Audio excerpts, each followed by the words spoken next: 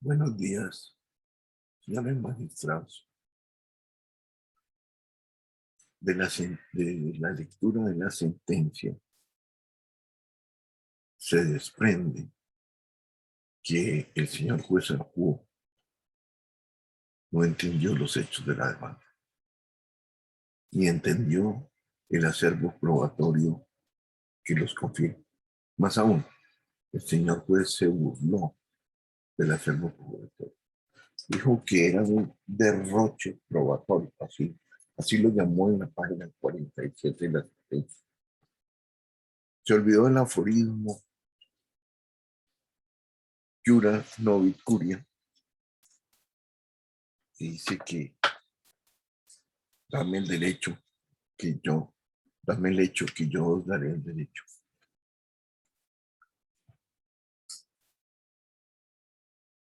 Y esto lo afirmo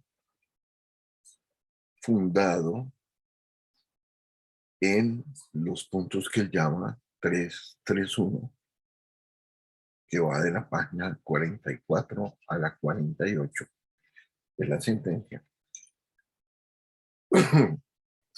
y de la que él llama punto 332, que va de la página 48 a la 54. En la página 44 a la 48, el señor juez se pierde, se extravía. Él denomina ese punto 331, lo llama responsabilidad contractual. Y ahí él se pierde, se extravía, porque está busca aquí una responsabilidad de tipo contractual entre la comunidad franciscana y el demandante. Eso el demandante nunca lo ha dicho.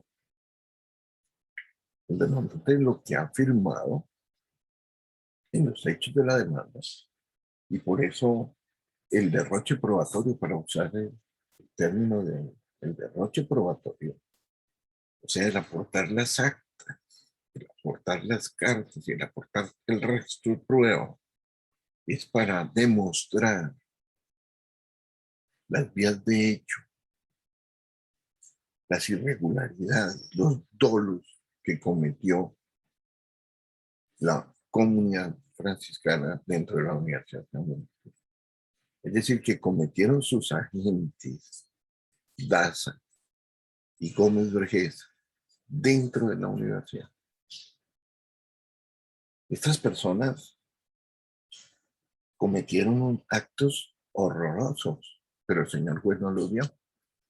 El dicho que él mismo lo dice, ese derroche probatorio no le sirvió para nada. Pero el problema fue que el señor juez no supo apreciar la prueba, comenzando por las actas. El señor juez pecó porque olvidó la I conjuntiva que aparece cuando el señor ministro provincial Francisco Leonardo Gómez Berger firma, él firma como presidente del Consejo Máximo, pero al mismo tiempo firma como ministro provincial. Y para que no quede duda, coloca su sello medieval, 800 años de historia, la pone allí. Pero entonces el señor juez apreció mal la prueba, apreció mal.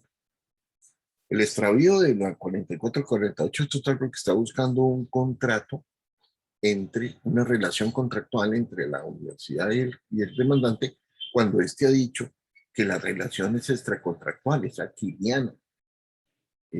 Nace, nace de una vía de hecho, nace de unas irregularidades, nace de unos abusos, de unos atropellos que cometieron los agentes Daza Gómez Berger dentro de la Universidad San Buenaventura y que terminaron afectando al demandante. No nace del despido. El daño que provoca el despido es la pérdida del puesto de trabajo. Eso no se puede discutir aquí porque aquí estamos frente a unos señores jueces civiles cuya competencia es precisa. Y eso se trata de un asunto laboral que solo puede discutirse en la jurisdicción laboral. Y eso ya fue resuelto. La pérdida del puesto de trabajo ya fue compensada. No, aquí se están discutiendo los dolos aterradores que cometieron estos dos agentes, Daza y Gómez Vergés, en nombre de la comunidad franciscana dentro de su fundación llamada Universidad San Buenaventura, Cali, que afectaron al demandante. Es decir, que llevaron a estos señores a que impidieran la indemnización del demandante el 11 de enero de 2005, cuyo efecto fue que dejaron los pagarés vencidos, un pagaré de 78 millones y otro pagaré de 9 millones, que luego fueron y cobraron por cuerda separada en la justicia ordinaria civil y que generaron unos intereses de mora y costas que se han podido, por 113 millones de pesos que se pudieron haber evitado si los agentes Daza y Vergés de la comunidad franciscana no hubieran hecho fraude a la ley el 11 de enero del 2005. Ellos tenían intervenida en la universidad, la tenían maniatada. Lean, por favor, ruego, la carta del padre Peña, que no leyó el señor juez se ve que no leyó la carta, porque es que el señor juez se burla del acervo probatorio, dice que eso es un derroche probatorio, pero que eso no sirve para nada. Claro, porque es que él no lo apreció. Él no apreció las actas, es decir, él se salta a la vista de la sentencia que él profiere, que él no entendió que estos señores, que Francisco Leonardo Gómez Vergés, ministro provincial, máxima autoridad de los franciscanos en Colombia, cuando firmaba esas actas, firmaba como ministro provincial y como presidente del Consejo Máximo. Es decir, el señor, al poner eso así, ponerla ahí conjuntiva y poner su sello medieval, está dándole a entender a todo el mundo, y así ruego que los señores magistrados eh, lo, lo consideren, lo aprueben, digan que efectivamente es así, que está obligando a ambas entidades. Y si comparamos un ministro provincial con un presidente de un consejo máximo, pues obviamente puede más el cargo de ministro provincial que el de presidente. Pero no, el señor juez dio a entender que esa acta simplemente era normal, era un acta del presidente del consejo máximo de la universidad, era una cosa de la universidad.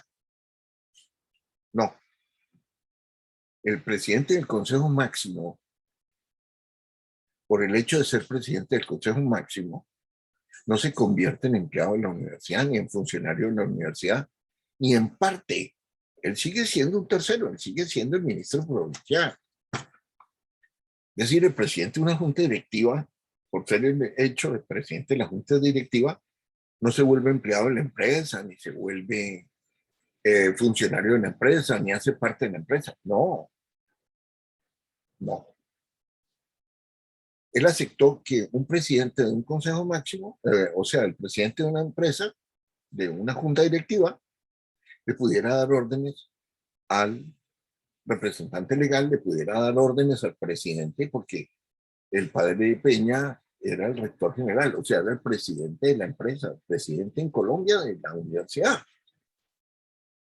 Y le pudiera dar órdenes al gerente, él era al mismo tiempo el gerente. Es que el padre Peña, y ahí es donde tal vez faltó apreciación de la prueba, por eso digo que no entendió.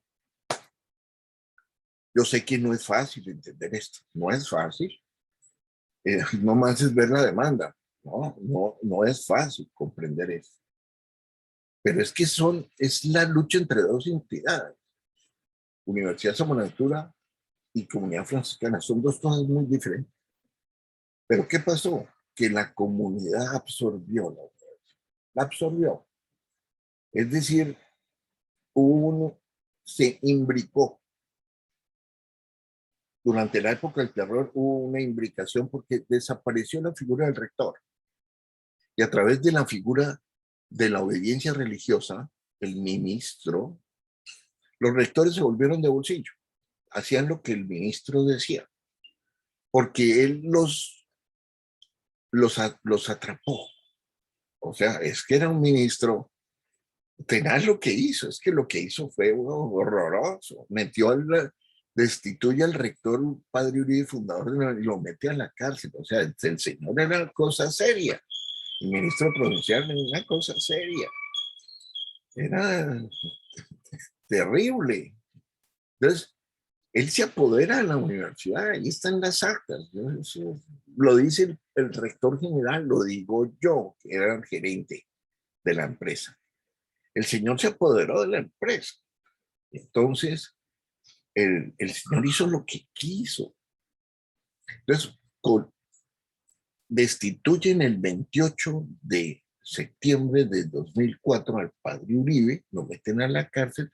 El 20 de septiembre de 2004 está en el acta 23, lo destituyen, lo meten a la cárcel. El 28 de septiembre en el acta 24 está, nombran al padre Peña, o sea, a Hernán Elías Peña Quijano, como rector general, como rector de Cali y como representante legal en Colombia. O sea, la máxima autoridad, pero una máxima autoridad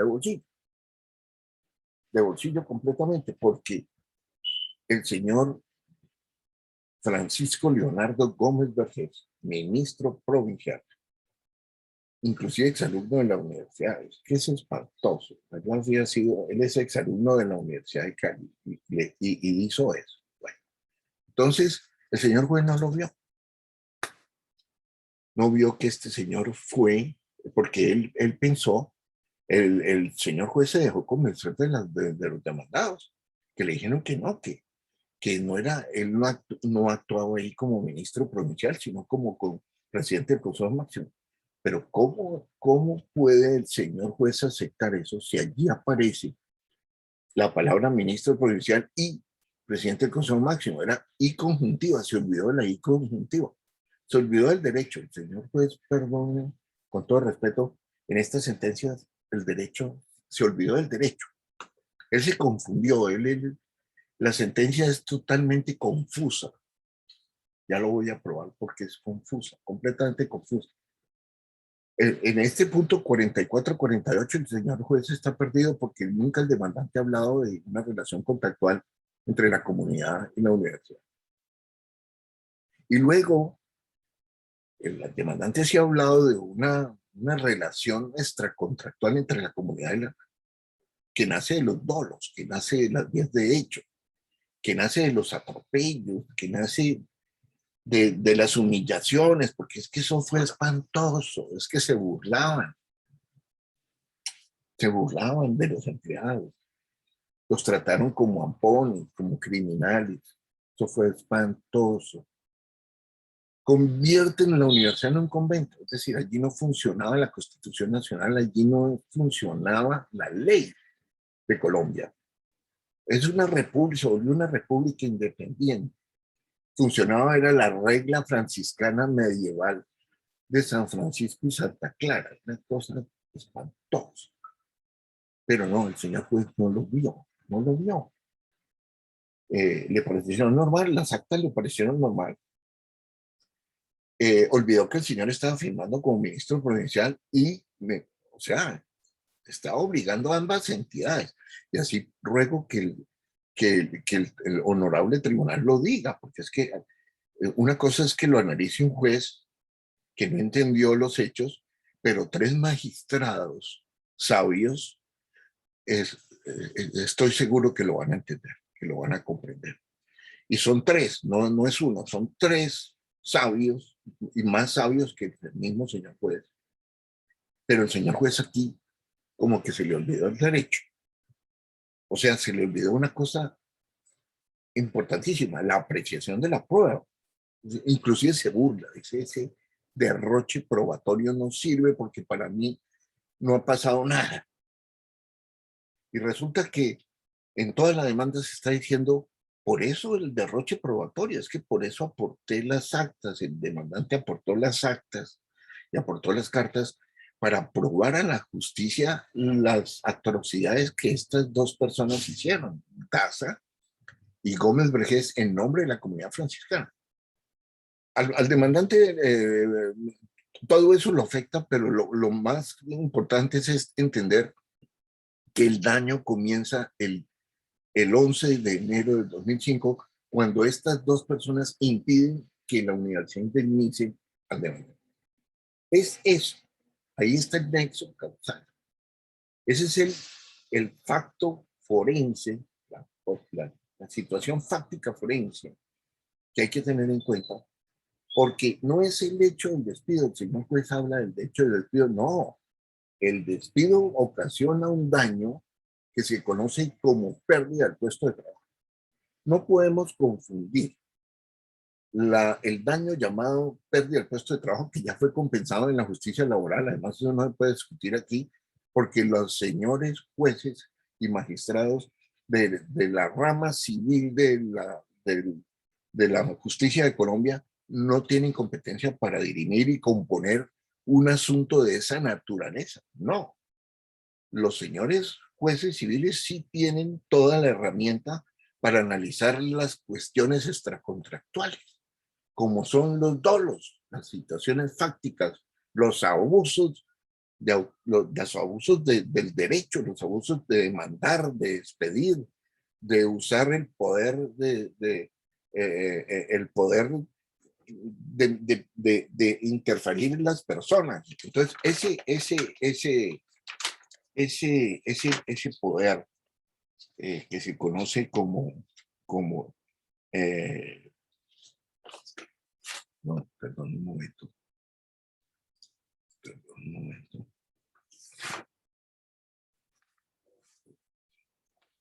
Poder.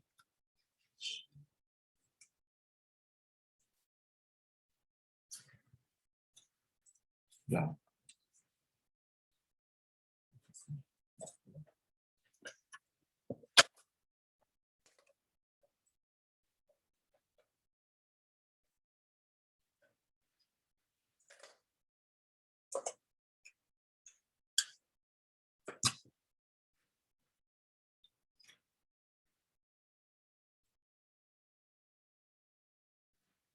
Abuso, abuso de la posición dominante.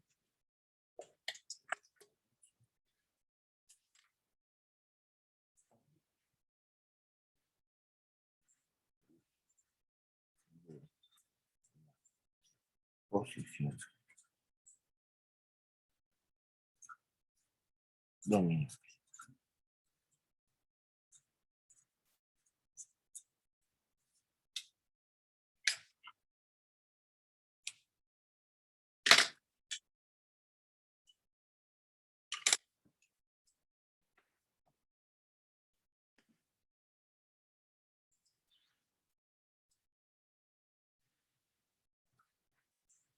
Abuso de la posición dominante.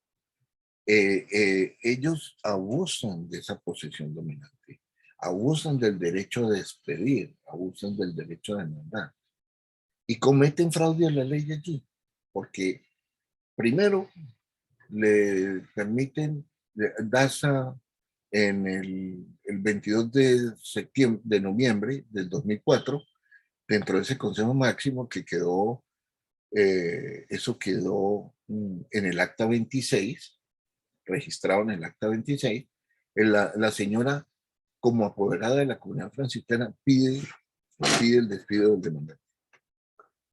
Una cosa completamente ilegal, pero al señor juez le pareció maravilloso, le pareció normal. Cuando él, la acta estuvo oculta 14 años, se la escondieron a 4 jueces, y él logró maravillosamente, o sea, me le quito el sombrero al juez, logró que aportaran el acta 26, pero la aportaron incompleto, porque no aportaron los anexos ni aportaron las firmas. ¿Cómo es posible? Eso pues, yo, yo no lo creo. ¿Cómo es posible que una carta que estuvo, un acta que estuvo 14 años escondida, que 4 señores jueces de miles de formas la pidieron y no lograron que estos señores la aportaran? La logran, la aportan ahora, pero la aportan con una firma. No, no, no. Eso sabemos que es acta, que duerme plácida el sueño de los justos allá en el libro de actas de la Universidad San Buenaventura en Bogotá, en la Rectoría General. Allá está. Esa acta allí está y obviamente está con todas las firmas, ¿ya? Sobre todo la firma del ministro provincial que firmaba, ministro provincial no es, y presidente del Consejo Máximo, y ponían sello medieval, es decir, porque no quede duda que era él el que comandaba la cosa, porque es que ellos pensaban que eso era normal, se apoderan de la universidad, usan esa herramienta peligrosísima que se conoce como obediencia religiosa. Y entonces confunden al rector. El rector entonces se olvida que él es la máxima autoridad, que él tiene un artículo, un gorila, que se llama el artículo 69 de la Constitución, que es la autonomía universitaria, que el único, y además lo piensa muchas veces, yo veo que el presidente lo piensa antes de autorizar entrar a las universidades. Él lo piensa varias veces. Cuando él tiene toda la atribución, la autonomía universitaria no es absoluta, señor presidente, es relativa. Cuando estos señores se ponen por fuera y por encima de la ley, usted está autorizado.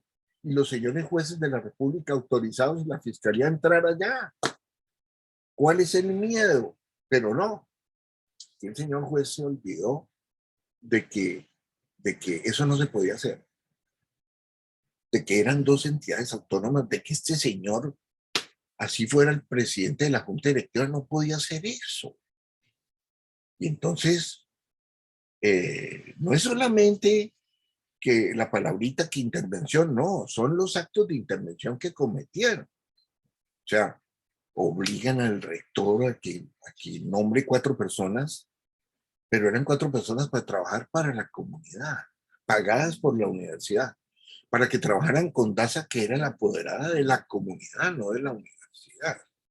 Es una cosa espantosa. Luego lo obligan a permitir que terceros entren y vean los archivos físicos y digitales de la universidad y permite y ordena el ministro provincial, y lo dice Peña en su carta, que saquen algunos archivos de fuera del campus. Una cosa espantosa. Esos son los dolos, pero el señor juez no los vio, le pareció normal eso, pareció normal. Le obligan, el señor ministro provincial celebra ese contrato de mandato con la abogada Marta Lucía Daza por 800 millones de pesos. Imagínense, señores jueces, señores magistrados, que hoy todavía 800 millones es una cantidad de dinero. 800 millones en el 2004 con el dólar a 1.800 pesos. Hoy está a 4.000. Estamos hablando casi a precios de hoy de 2.000 millones de pesos. Eso cobró esta señora y eso le pagó el ministro provincial. Óigase bien, por adelantar esa cacería de brujas, por adelantar una investigación secreta, porque fue bajo el sigilo, ahí lo dicen las actas, bajo el sigilo extremo. Lo dice el juez Padre Peña, lo dicen las actas, lo dice. Pero el señor juez no vio eso. Una investigación que solo la podía adelantar la universidad y no secreta, sino pública y permitiendo ver los expedientes. No. Al demandante lo interrogan el 22 de noviembre y en ese interrogatorio fue sin abogado, inducido, completamente atropellador, no le permitieron ver el expediente, luego se dio cuenta que expediente no había ni pruebas tampoco. Es decir, pidió ver las pruebas, cuáles eran los cargos. No, no, a la usanza medieval, eso era, convirtieron a la universidad en un convento. Entonces, juzgaron a estos pobres, a los 55 que hizo despedir Daza. Ahí está la prueba. Nos la entregó Vargas Sierra, el abogado de la comunidad, hoy en este momento abogado de la comunidad, nos lo entregó. Él era el jefe de personal en la San Buenaventura. El 23 de noviembre del 2009, dentro de la inspección judicial, nos entrega ese informe, lo que hoy el Código General de Proceso llama, que hay es una nueva prueba, un nuevo medio de prueba que se llama por informe, y yo me la inventé en el 2009, no existía el Código General de Proceso, pero me inventé el informe y lo pedí y me lo dieron. Y allí está en ese informe que fueron despedidas 55 personas, incluido el demandante. Pero no, más aún, si analizamos ese informe constituye un delito, se llama falsedad ideológica en documento público. Se vuelve público porque fue aportado a un juez. Todo documento aportado a un juez se vuelve público por el hecho de ser parte ya del expediente y en este momento de lo que llamamos el expediente digital. Entonces, allí colocan que el demandante fue despedido sin justa causa. Una mentira total, una falsedad ideológica en documento público. ¿Por qué? Porque todo lo contrario, él fue supuestamente despedido por justa causa. Ese es esa es la razón de los tres procesos, del proceso de tutela, el ordinario laboral, el efectivo laboral y el efectivo civil. Entonces, hay una falsedad allí, y esa falsedad conduce a un fraude procesal porque puede confundir al señor juez. Obviamente a la señora juez laboral la podía haber confundido. Ella no se dejó afortunadamente confundir por eso, pero allí hay un delito, obviamente. Se confirmó, hay un delito que se llama falsedad ideológica en documento público, que lleva a un fraude procesal, y obviamente también cometieron el ocultamiento de material probatorio porque ocultaron esta acta 26 por 14 años a 4 jueces y le ocultaron la carta del padre provincial durante 14 años.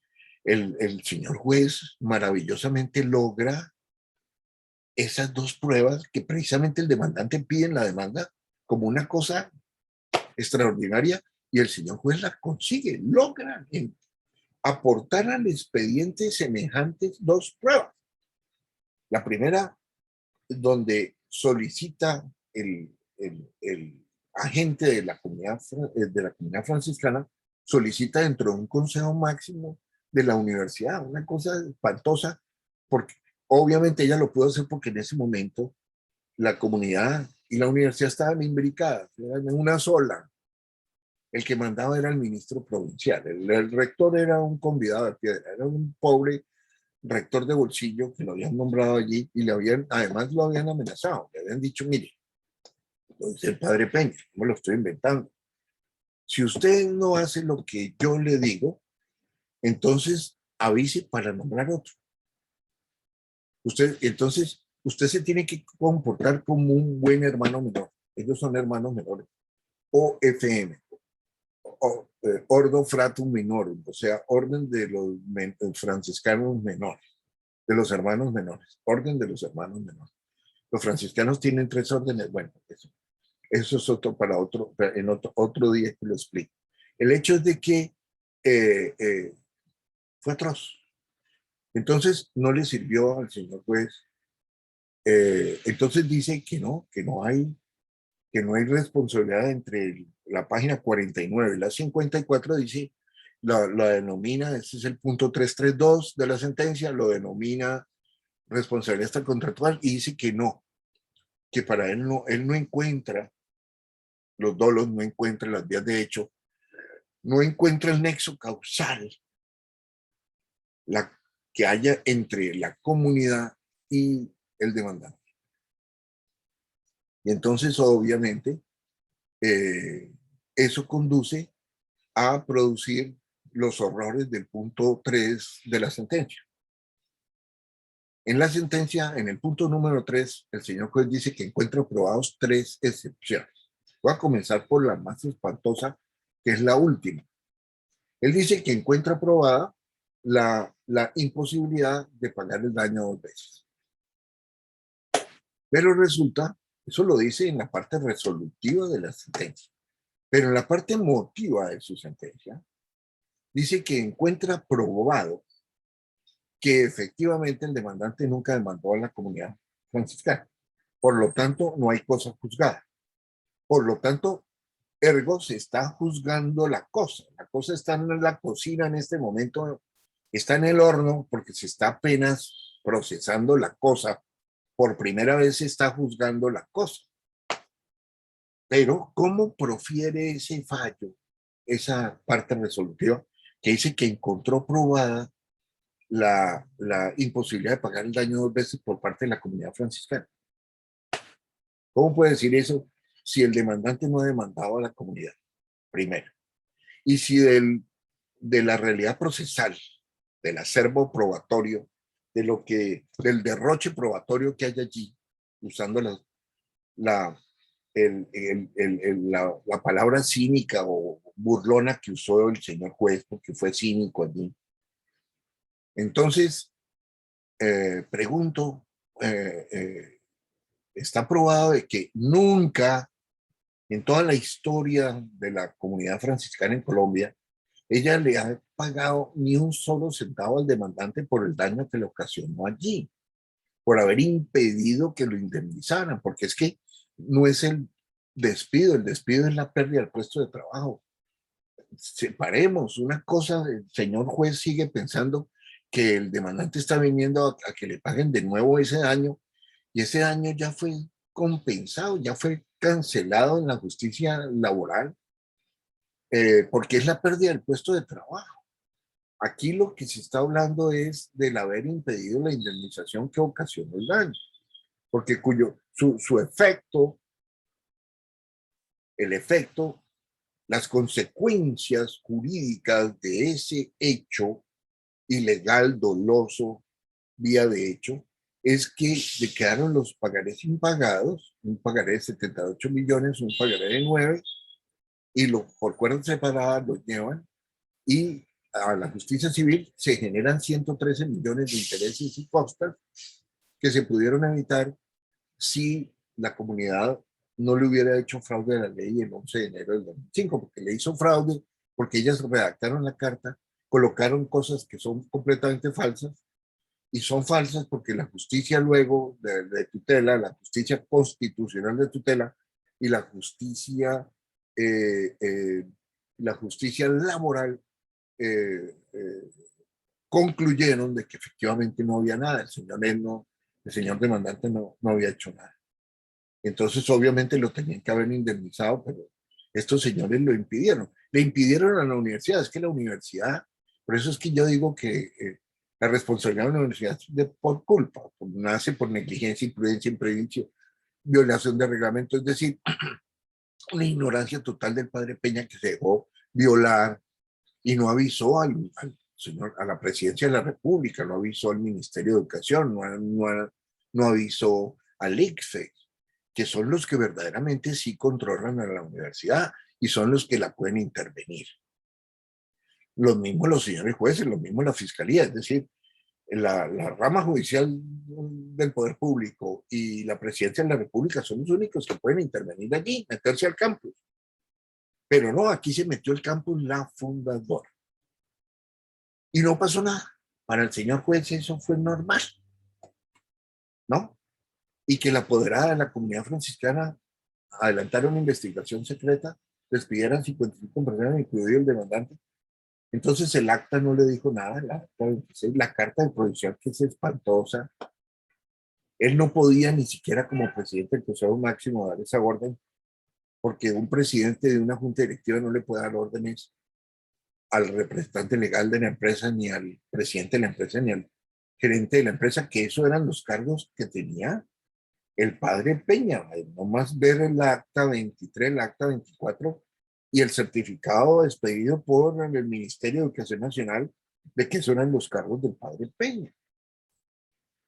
Estos señores no tachan ni un solo documento. ¿Cómo es que ese derrame probatorio, donde no hay una sola tacha de que eso sea ilegal, es decir, de que todo eso es completamente legal, de que todos esos documentos fueron elaborados por ellos mismos, espantosos, unos documentos es que lo lee uno y la ignorancia es impresionante, o sea, y atropellaron a todo el mundo, eso fue se le conoce como el régimen del terror, a esa época, el régimen del terror. Y era, mm, como en la Revolución Francesa, ¿no? Sí, como en la Revolución Francesa. El, el, el, el, el, mm, Marta Lucía Daza hizo y deshizo en la universidad lo que quiso, con la anuencia del provincial. Ella representaba al provincial, o sea, era como si fuera él. Entonces, el rector no, ahí lo dice en la carta, él no podía hacer nada, todo lo tenía que consultar con ella, hasta que, no digo la palabra, se cansó, no digo otra que se cansó. Se cansó de ser un idiota útil, se cansó de que lo atropellara esta señora y lo atropellara el provincial, entonces renuncia. Pero ya cuando, y él dice que renuncia porque está todavía a tiempo, no, no, él no estaba porque ya había cometido el 80% de las atrocidades, ya se habían cometido.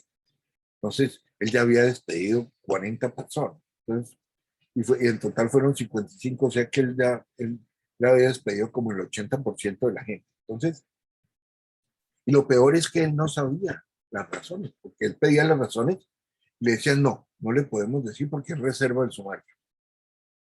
Entonces, pero como en el despido del demandante, efectivamente no había ningún sumario, porque nunca fue sujeto procesal en ese proceso penal absurdo que se adelantó, que finalmente no terminó en nada, pero atropellaron como a 5 personas y al rector lo metieron a la cárcel. La justicia lo liberó a los 3 meses, pues no le pudieron probar nada, era todo falso.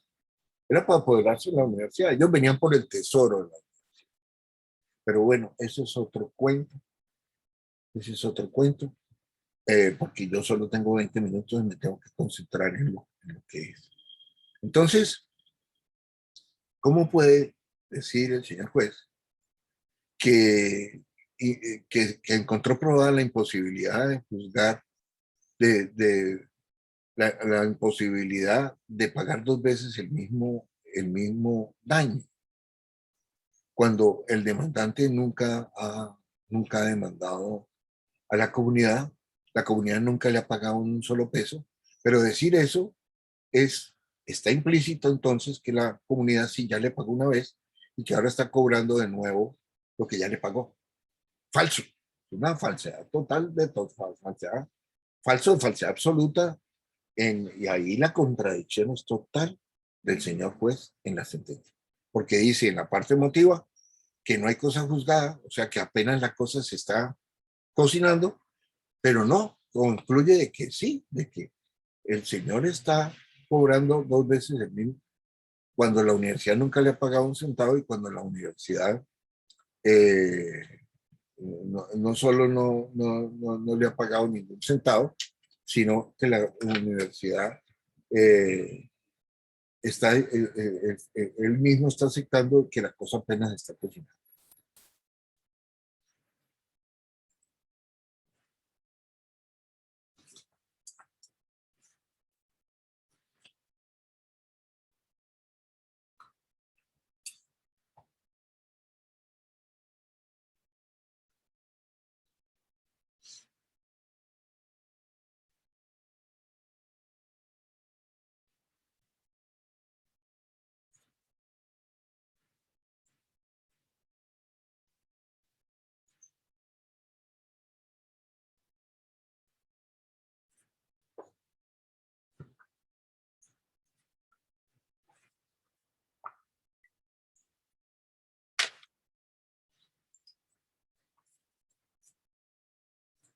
Con relación a la segunda excepción que encuentra el señor juez probada, que él denomina ausencia de responsabilidad contractual y extracontractual de la comunidad con el demandante. Pues ya vimos que responsabilidad contractual el demandante nunca ha alegado. O sea que él se extravió, se perdió en la página 44-48 buscando eso, cuando en la demanda no se ha dicho, en los hechos de la demanda no está, por eso es que él no los entendió. Pero él sí habló de una responsabilidad aquiliana, una responsabilidad contractual, una responsabilidad que nace de los dolos, sobre todo el dolo de haber impedido que la universidad honrara el contrato, la cláusula tercera de los contratos de punto comercial que él había celebrado 3 años antes, para que si por alguna razón se retiraba o era retirado por cualquier motivo, entonces él renunciaba al plazo para que los pagarés se pudieran cruzar con su indemnización. Pero ellos dolosamente, o sea, mediante fraude a la ley, porque elaboran la carta, ponen las cosas que no son ahí, pero para poder justificar el no pago de la indemnización. Y entonces se le hacen firmar a DASA pregunta que cuáles son las razones, y le dicen, no, a usted no le podemos decir, usted es el rector general, usted es el representante, pero no le podemos decir, claro, ellos eran la comunidad franciscana, no le podemos decir porque es reserva del SUAN. Y el señor se comió el cuento y firmó, porque es que la ignorancia de este señor también fue terrible. Entonces el otro era más vivo y se apoderó de él, con el cuento de que él era provincial, entonces el provincial podía decidir todo, y el señor juez, el señor rector, lo hizo. Hasta que alguien le debió decir, vea, cuidado, porque usted está haciendo esto y lo otro, y se va a meter en un lío, porque usted ha permitido que esa investigación secreta, usted ha permitido, porque no es el provincial, porque es que el que manda en la universidad es usted, y si aquí pasa algo, el responsable va a ser usted, cuidado, porque él luego va a decir, ah, no, yo le di pero él ha podido decir que no, y lo hizo. Entonces, cuidado, que usted ya permitió que sacaran los archivos terceros, pagó ese contrato de la comunidad que no era de la universidad, usted permitió que vincularan personas, usted ha permitido que despidan a 55 personas, entonces cuidado, porque ya está metido y el responsable es usted porque es que usted es el rector general. Entonces, cuando él cae en cuenta, alguien le dijo o su intuición lo oyó, es cuando él renuncia. Entonces, pero ya era tarde, ya el 80% de las atrocidades ya se habían consumado. Era un hecho consumado. Era un hecho, o sea, no era un hecho. Entonces, y esos hechos están en el acervo probatorio, pero el señor juez no los quiso ver, o no los vio, o no los entendió. Por eso digo, no quiero decir otras cosas, no lo entendió. Él no entendió los hechos de la demanda, ni de su acervo probatorio que los confirma. Él se burló del acervo probatorio. Dijo que era un derroche probatorio, que eso no le había servido para. Pero como vemos, si comenzamos a analizar la prueba, él no la analizó. Él la miró, pero no la entendió. Él no hizo el análisis profundo de la prueba, de las actas. El análisis profundo de las actas es que este señor está actuando en nombre de las dos entidades. Eso cualquier abogado de quinto de semestre lo entiende así, de que si él pone ministro provincial y presidente, está obligando a ambas, y pone el sello, está obligando a ambas entidades. Pero el juez pensó que era el presidente del Consejo Máximo y que él lo podía hacer y eso no pasaba nada. O sea, malinterpretó la prueba. La prueba no la entendió. Por eso es que yo digo que no entendió los hechos de la demanda, porque no entendió que es que era la responsabilidad nace de un hecho, de un dolo, así de un dolo, o sea, de una vía de hecho, no de un hecho, sino de una vía de hecho, de una situación fáctica forense. Ese es el nexo causal. es una cosa espantosa y de ahí esa cosa espantosa, de ese accidente de tránsito, que hubo muertos y que hubo heridos y de todo y carros dañados, de esa situación, para usar una metáfora, una analogía. Entonces, de allí es que nace la relación entre el demandante y la comunidad. Pero el señor juez se extravió, se perdió, no entendió, porque es que él no entendió los hechos de la demanda y no entendió la prueba, no la apreció, no la comprendió. Él la apreció, pero no la supo apreciar. Así de sencillo. Él la apreció, sí, yo acepto que la haya apreciado, pero no la entendió, no apreció la prueba, no llegó al fondo de la prueba. Al fondo de la prueba era entender que este señor actuaba en nombre de las dos entidades y que el ministro provincial mata al presidente del Consejo Máximo. Oh, más aún es el mismo, pero el uno mata al otro. ¿Cuál de esos dos cargos son más importantes? Pues el de ministro provincial, obviamente. Casi es el general de la orden en el mundo, Carlos, ministro general, es el ministro provincial, ya está para ser general. El otro no, es el presidente de la junta directiva, pero no, él le dio más poder al presidente de la junta directiva que al presidente de la empresa, el señor juez. Y ahí hay una confusión, por eso digo que se confundió, está perdido, no analizó bien la prueba, perdón, con todo el respeto que se merece el señor juez. Sí, no es fácil este caso, no es fácil, este caso es complicadísimo, yo lo sé, profundísimo, porque hay que entender las dos entidades, la naturaleza de ambas. La una es una comunidad de bienes, la otra es una comunidad de personas. Son dos conceptos.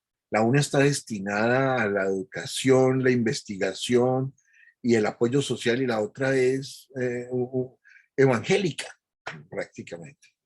La otra es misionera, es una orden mendigante para las misiones, para llevar el mensaje de San Francisco y de Cristo, segundo Cristo, San Francisco del segundo Cristo, llevar ese mensaje. Entonces, pero resulta que ahora ellos están en unas universidades y hay que decirles, hay que explicarles, eso no se puede, cuidado, porque terminan atropellando a una gente y despidieron 55 personas de forma ilegal, estos agentes, y entonces no nos puede dar miedo responsabilizar a la comunidad. Si es una comunidad, yo me le quito el sombrero 800 años, pero cometieron esos fallas y la justicia es la justicia, la ley es para todos. Entonces, aquí no nos puede dar miedo de condenar a la comunidad franciscana, porque hay que condenarla, porque hay que sentar el precedente y hay que avisar para que otras comunidades no hagan lo mismo, usando esa cosa espantosa que se conoce como obediencia religiosa, porque eso confunde a los frailes, confunde a los sacerdotes, los confunde, porque el provincial llega y entonces no, es mi papá y tengo que hacer lo que mi papá dice. Y no saben se olvidan que la universidad es autónoma, que la universidad tiene además una autonomía constitucional. En Colombia solo tienen ese tipo de autonomías, tenían la televisión, ¿sí? Eran los únicos y el Banco de la República, los únicos que tenían esa autonomía eran el Banco de la República y la Comisión Nacional de Televisión, en esa época, en la época de los hechos. Y las universidades, la autonomía no la tienen, sino es de naturaleza constitucional, es un gorila que consiguió Ascum cuando la nueva constitución. Entonces ellos fueron allá y los señores constituyentes les entendieron y dijeron, sí, esto lo tenemos que blindar y autonomía constitucional solo la tenían en ese momento el Banco de la República y la Comisión Nacional de Televisión. Yo recuerdo. Nadie tenía esa autonomía. No, el señor juez no la vio. Le pareció normal. Obvio, esa autonomía no es absoluta, es relativa. Cuando estos señores cometen, porque ¿qué tal? ¿qué tal? Entonces, miren los que son capaces de hacer, donde cometan hechos que se pongan, cuando ellos se pongan por fuera y por encima de la Constitución, las autoridades públicas, los señores jueces, la fiscalía, etcétera, etcétera, más el presidente de la República están autorizados para intervenir, porque esa autonomía es relativa, no es absoluta. A veces el señor presidente se olvida de eso, piensa que es absoluta, que él no puede ir a entrar allá a hacer nada. Entonces piensan 800 veces antes de entrar a una universidad, cuando esa autonomía, no han entendido, esa autonomía es relativa, no es absoluta.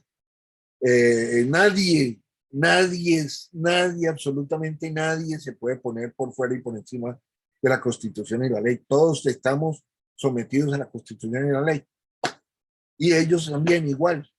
Entonces, si no saben, si no lo entienden, hombre, hay que decírselos a través de un fallo. Hay que sentar a un presidente, vean, señores, cuidado, que eso no se puede hacer. Ustedes no pueden intervenir la universidad. Eso es solo del ámbito del señor presidente de la República. Cuidado. Pero aquí lo hicieron. Y el señor juez le pareció normal. Bueno, solicito con todo respeto que la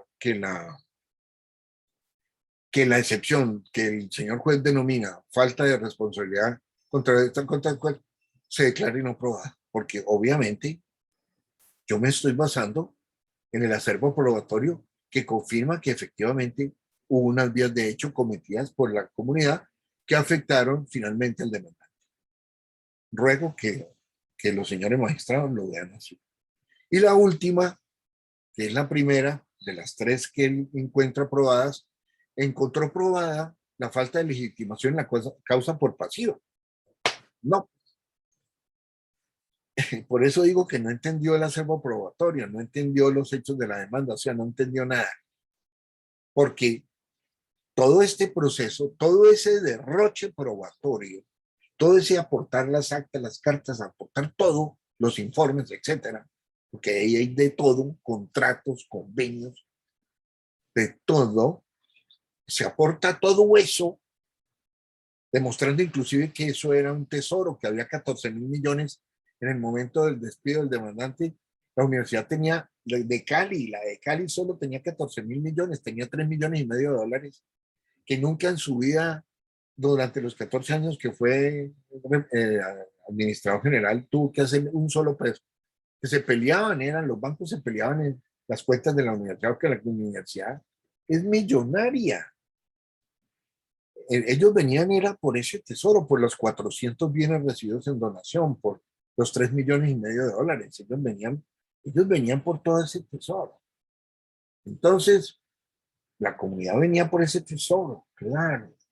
Y por eso no necesitaban que el demandante no estuviera en ese cargo, porque ese señor sabe de todo y entonces se da cuenta de todo lo que vamos a hacer. Entonces, había que despedirlo. Mi indemnización en ese momento valía 300 millones de pesos y no había para eso, era para pagar los 800 millones de la abogada que adelantaba el proceso de la investigación secreta. Entonces,